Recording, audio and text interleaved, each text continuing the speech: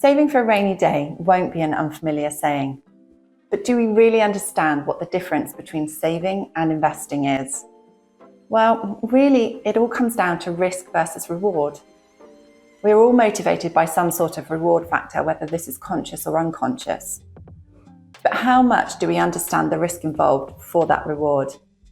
And this is a really important concept when it comes to saving and investing. Now, both savings and investments may be for a similar purpose. Have a pot of money there at the end to buy something specific.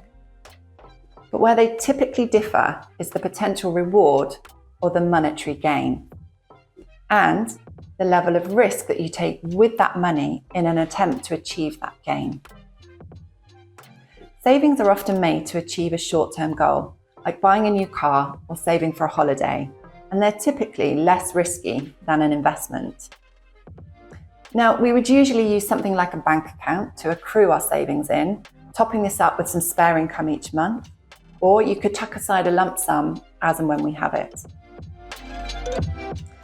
When it comes to savings and investments, we would typically refer to something being short-term as anything in the next sort of 5 years. Now, a bank account will offer to pay you an interest rate in return for you depositing your cash to them.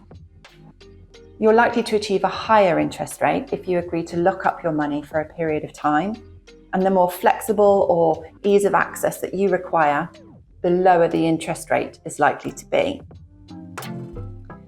With fixed term or short term or notice accounts, you may find that you cannot access your money during that term, or if you do, the cost will be a loss of interest.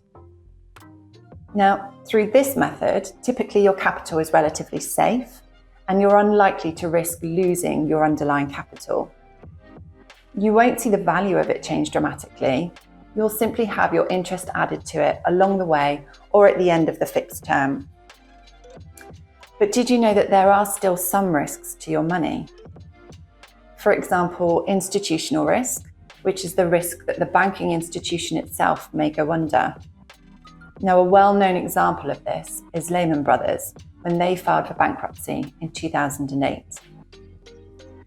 Well, here in the UK, we've got some level of protection through the Financial Services Compensation Scheme, or the FSCS, and that currently offers protection on up to £85,000 of savings per institution.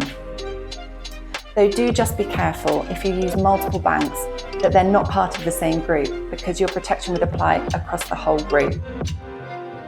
Now, a further risk to cash is inflation.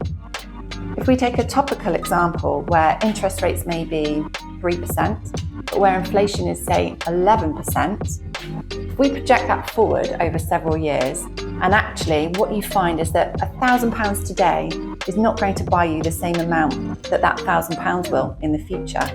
And that's simply because inflation has made everything else more expensive. But your £1,000 has not increased in value at the same pace as everything else.